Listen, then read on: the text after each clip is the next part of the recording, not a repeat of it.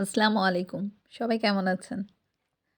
প্রতিদিনের মতো আজও চলে আসলাম আমার সারাদিনের কাজের কিছু অংশ আপনাদের সাথে শেয়ার করার জন্য।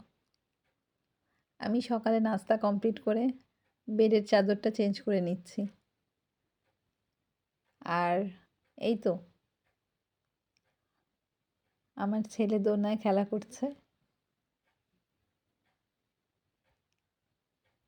আজ আকাশে একদম রোদ ঝলমল করছে, তাই না?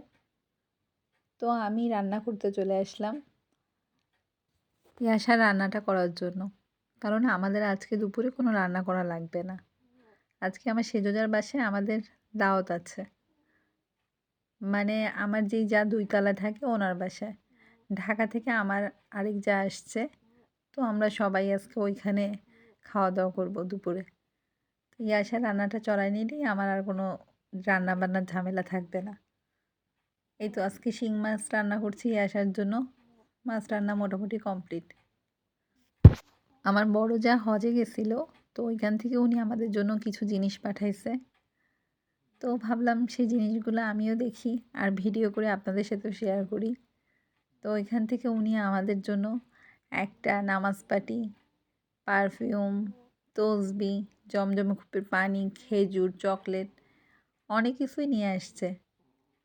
তো আসলে জিনিসগুলো হাতে পেয়ে খুব ভালো লাগছে। ব্যাপারটা হচ্ছে কী দিল না দিল সেটা কখনোই না।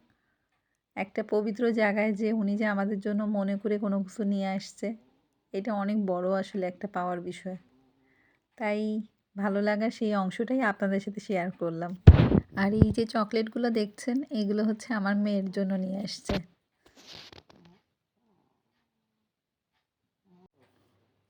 দুপুরে আমার সেজুজা আমাদের জন্য বিরিয়ানি রান্না করছিল। বিরিয়ানিটা খুব বেশি মজা হয়েছে। তো আমরা সবাই মিলে খুব মজা করে বিরিয়ানিটা খাওয়া-দাওয়া করছি।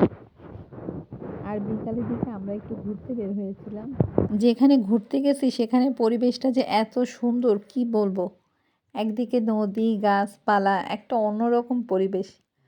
খুব বেশি ভালো লাগা কাজ করছিল ওইখানে যেয়ে। ভাবি সন্ধ্যার সময় আমাদের জন্য চা বানাচ্ছিল। তো আমরা সবাই একসাথে চা নাস্তা করলাম। আর এদিকেই আসা তার চাচাতো বোনের সাথে খুবই ব্যস্ত, খেলাধুলা, মজা তার শেষ হচ্ছে না। তো মনে হচ্ছে কত গল্প যে তার এখনও বাকি আছে। আজকের দিনটা আসলে খুব সুন্দরভাবে কাটছে। তো আজকের ব্লগটা এই পর্যন্তই। দোয়া করেন, ভালো লাগলে পাশে থেকেন।